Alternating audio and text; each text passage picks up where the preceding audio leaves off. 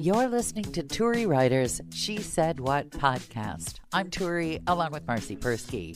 In this installment, could we have just a little sympathy for the controlling people of this world who try their best not to be, especially when that turns out to have been a terrible idea? You had your surgery, Mazel Tov.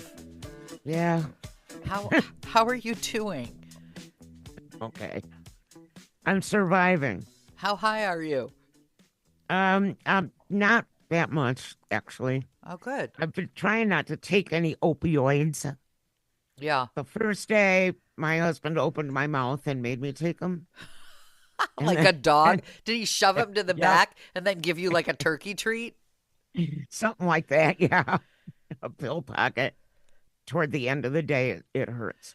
Well, I'm But- existing on Tylenol from my fall, but that's nothing compared to what you've been through. So I won't make you talk too much. But fortunately for you, I am embarrassed and annoyed simultaneously.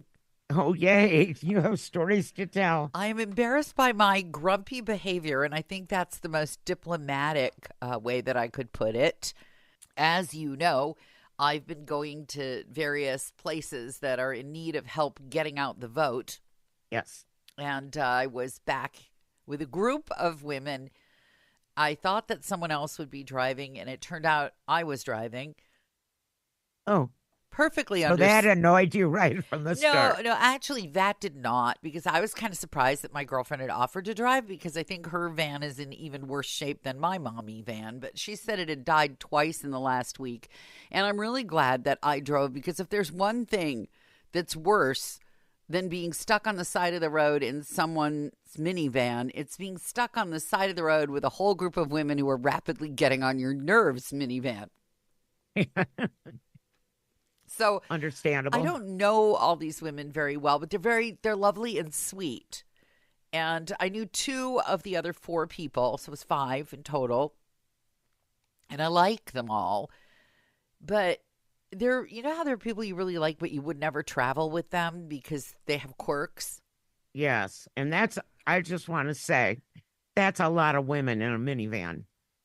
It seats 8, but I think it could have been the size of a semi, and I would have I'm glad I had a job to do that was driving. But when we all got in the car and everybody has to organize her stuff, that's another thing about women, including me, too much stuff. You know, I actually, at my age, I pack a spare pair of underwear because you just never know. I got extra shoes and woolly socks, and I've got leggings, and I've got, and the good thing about the mommy van is you just throw it all in there, including your underwear. Nobody even knows that it's there because the mommy van's so big. And the spousal unit had flipped up that third row of seats, and he flipped it up right on top of, didn't even look. And so it crushed a bunch of other stuff and got stuck in the wrong place. So, Right. yeah, it was So fabulous. So you're saying you lost your underwear? No, in the mommy van. No, that's not what got lost. But you're right. You're right. Something got lost. When you go, I would guess it's the map of where you're supposed to be going. How did you guess? So I'm scathingly brilliant. Have you Yeah, forgotten? I remember why you're my friend all the time. So Yeah. you know that you get, I guess they call it a turf. You get a district to Yeah. canvass to say, do you have a plan to vote? Do you need help getting to the polls? Blah, blah, blah. You drop off literature. And just as an aside, there was one woman on whose door I knocked. She didn't answer, but she was so annoyed with our literature being left attached to her doorknob. She ran down the block after two other people who were canvassing on the other side of the street and made them, as though it had rabies or typhoid, she made them come and take the literature off her porch. I don't know People what are she so thought was weird. going to happen if she touched it, but I mean, it's fine. Saves us money. I felt like saying, well, if you really don't like the literature, if it had been me, I would have said, well, if you really want to punish the people who left this literature, then just throw it in your recycling, and that's money they will have wasted, and you'll have a ha ha ha on us. But no, anyway, that's the aside.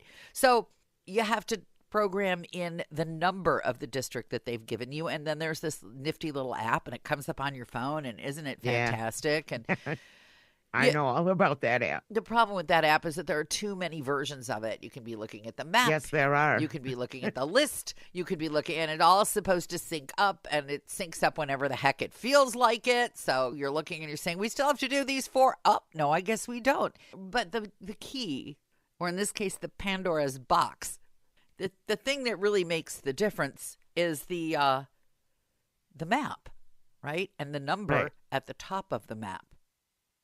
Yes. Because that's the number you have to put in so that your little app on your phone will work. Well, the very sweet person who has checked us in has picked up the map, and she's going through her knapsack saying, oh, and I've also brought lunch and snacks. And I'm trying not to be overly controlling, so I've got one map from one of the turfs, and someone else, the snack and sandwich lady, has the other. And I'm thinking that's me being nice and not controlling. Because controlling Tori would have insisted on hoarding both maps. But I was going to be a team player, so I didn't. And that was all very well and good until we finished the turf that I had the map for. And then, of course, the map could not be found. And this person very sweetly says, well, I think I may have given it away with the literature. Oh, my God. Did you throw her out of the mommy van? Tell me you did not throw her out and she's still out somewhere. I'm forced to go through this whole ritual. And then they're like, well, did you take it? Did you take it? Like, and they keep pointing to my map. And I'm saying, no, this is the map we just finished. But people want to believe, they just want to believe. There's all kinds of stuff in this election without stating anything about anybody's party that really is involved in wishful thinking. There's a lot of wishful thinking all over the place, including in the mommy van when this person's saying, well, maybe you haven't. I turn into some kind of drill sergeant. All right, everybody out. Did anyone? I have a question. Okay, everybody look. Did anybody feed you? Well, I was getting hungry by then, although I had brought my lunch. I had, but that wasn't that. So, okay, I was rude. I was rude, and I kind of feel bad, and then I kind of don't because, and I guess it's just me, and maybe it helps that I've been a talk show host. If somebody wants to tell you that they're not voting for your candidate, and then they want to bend your ear for 45 minutes. Oh, good. I waited like halfway up the street for these folks, and I found out later that the person they were talking to was already decided. So I just went along about my business. But I have made up my mind that the maximum amount of people I can deal with is 2 besides me. Group of 3, that's it. I'm done. No more. I'm with you. I understand that. As you guys are like out on your turfs with what? How many people do you have? 6? We had 5 all told. You're like a lady gang. Well, there was one guy. Aren't there gangster turfs? He was blessedly. I don't know what he was thinking, but he was very quiet. He's someone I like a lot, and he was sitting up by me, which is good because if I'd had to sit with one of these people, the sound of my teeth grinding would have probably. I should have just put some music on or something. But let me just tell you that. Did you hit anybody? I didn't hit anybody. But okay, well that's good. When we were on the road coming back from Wisconsin, we were going to pass the Mars Cheese Castle. You remember the Mars Cheese Castle? Oh yeah, of course. I'll send you, if you don't have any pictures, you can get some to put on the Instagram because the Mars Cheese Castle is an institution. Yes, it is, and it's got a big giant. I don't know, mouse. Is that what's up top of it? Yes, it's a mouse. Right. It looks, having lived in Chicago as long as I have, it doesn't quite look like a mouse to me anymore, but that's my problem, not theirs. Yeah. Anyway, looks like a rat to me. Everything looks like a rat to me. A possum looks like a rat to me at this point. Raccoons look like rats to me. Anything looks like a rat. I'm just so freaked out. I think we had our rat show. We did have the rat show. Wasn't that long ago. So I'm just telling you that the Mars Cheese Castle has vibes. So, but they've rebuilt it. It's all very glitzy and fancy. Nice. It has a bar. It has a restaurant. It has all kinds of, gourmet blah, da, blah, da. Has a clean bathroom. So I say, is everybody okay with me pulling in really quickly to the Mars Cheese Castle? Because there's one thing that you can get in Wisconsin that is not the same anywhere else that you buy it. Cheese curds. Yes, cheese curds that have You never and my husband that have and never cheese curds. but the only ones that are good are the ones that have never been frozen. Once you Yes. freeze them, they're screwed up for life. It's kind of like, Yes. once you freeze salad, it's not salad anymore. And once Yes. you freeze a Frankie is a cheese curd connoisseur, just like you. So Yes. I race in, I use the bathroom, I race around, I get the bags of cheese curds, I get into the car, and then I'm confronted with another thing that drives me bananas. Have you had it happen that someone can easily answer their own question and yet they want you to answer it for them? Yes, I get all this the time. all the time where people will say, well, what is your podcast like? What's it about? And you'll say, take out your Listen phone. to it. Yeah, it's 15 minutes out of your life. You don't even have to listen to the whole 15 minutes. If you don't like it, hasta la vista, Tory writer, she said what? No harm, no foul, right? And then you say, if you're really lucky, you'll hear me talking smack about you. You'll hit it right at the right moment Yeah, if you're lucky. when I'm saying how much you annoy me Right. with questions like this. Things like that, right. Well, I hope none of these people. First, I say, I've got cheese curds. Would anyone like some cheese curds? Here, have some cheese curds. And then I start getting the questions. Well, what are they like? What do they taste good? Are they just like giant cottage cheese? Are they? And that is when I lose my.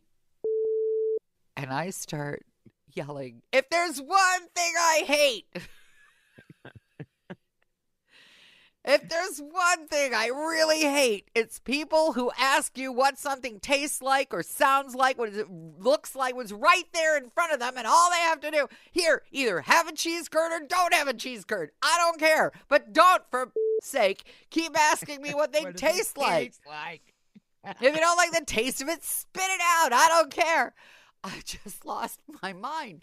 And that was when I realized I can't drive large groups of people anywhere anymore and keep, as they used to say, a civil tongue in my head. I can't do it anymore. People just, and this may be another on the list of things that's changed about getting to be old. I think perhaps I had more patience. I'm telling one of the women when we were all playing, like, whatever that fire drill is you used to have where everybody got out of your car, ran around, and it's politically incorrect to say what we used to call this fire drill thing. Yeah. But she's like, well, maybe it's here, maybe it's there. And that was when I said, I think I'm just really grumpy today. I'm sorry if I'm being really grumpy today. This was hours before the cheese curd incident.